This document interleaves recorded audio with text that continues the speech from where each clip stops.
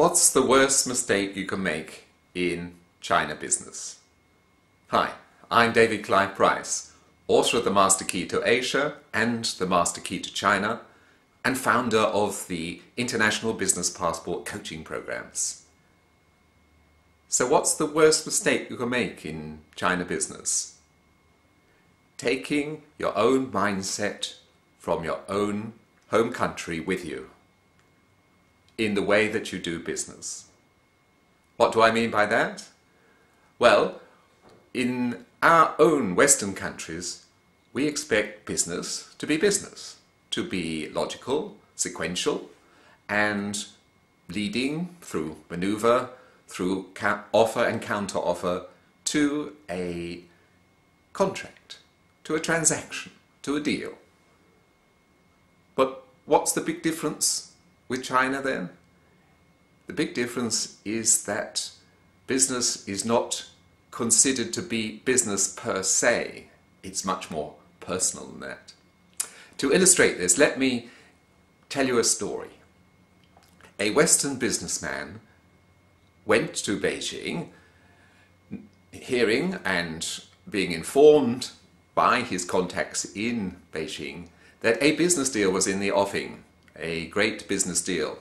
All he had to do was turn up, speak business with the chairman and CEO of the company, and away they would go.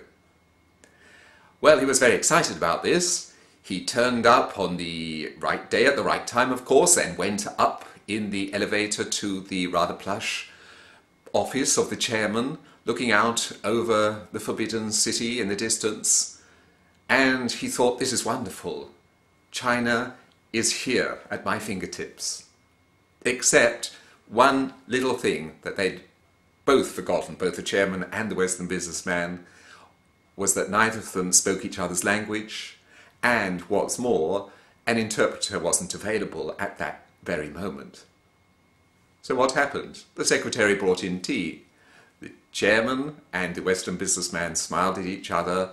The Western businessman slightly bowed.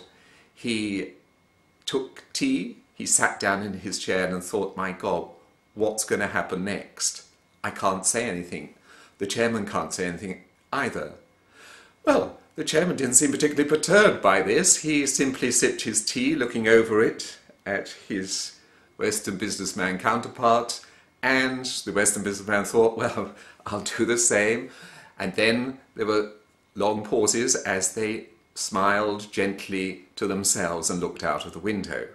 Nothing happened, not even a phone rang. This carried on for 10 minutes, 20 minutes, a second cup of tea was poured. The secretary came to ask if they wanted anything else, and the Western businessman didn't know what to do. So a third cup of tea was poured. Finally, he found the moment to take his leave in an elegant manner, and he went down the elevator, back in the taxi, and into his hotel room, fell on the bed and thought, my God, what a complete disaster. Now what am I going to do?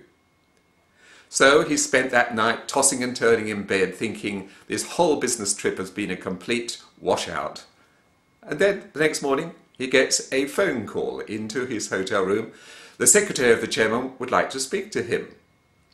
And they put the secretary on. She said, the chairman is very excited to meet you and would like to make an appointment in the next day. He found that you were a person that he could very much do business with. The Western businessman put down the phone and thought, my goodness, totally astonished. But of course, the next day he went and the business went through, slowly. But at least it went through, and they built up a relationship together. That's the important point. So, the moral of this story is that the Western businessman was expecting everything to be done quickly and to the point, and leading from one decision to another decision. And privately, the chairman had told his secretary, I want to do business with this fella from the West because I've never known a Western businessman be so patient and not talk business all the time. So there you are. The conclusion is that you must not expect business to be talked at every single opportunity in China. Many meetings may be almost non-business meetings, and certainly many social occasions may be non-business occasions. The relationship is all.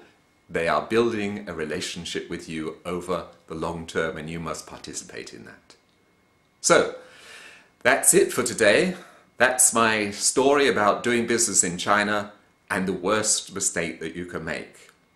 If you'd like to know more, please go to my website, www.davidcliveprice.com, where there is a wealth of resources about Asia business, and where you can also apply for a free strategy consultation with me about your China business or about your business in other Asia markets. Simply fill in the box at the bottom of the page that says contact. So thank you for following, and I wish you every success with your business in China and your business in Asia.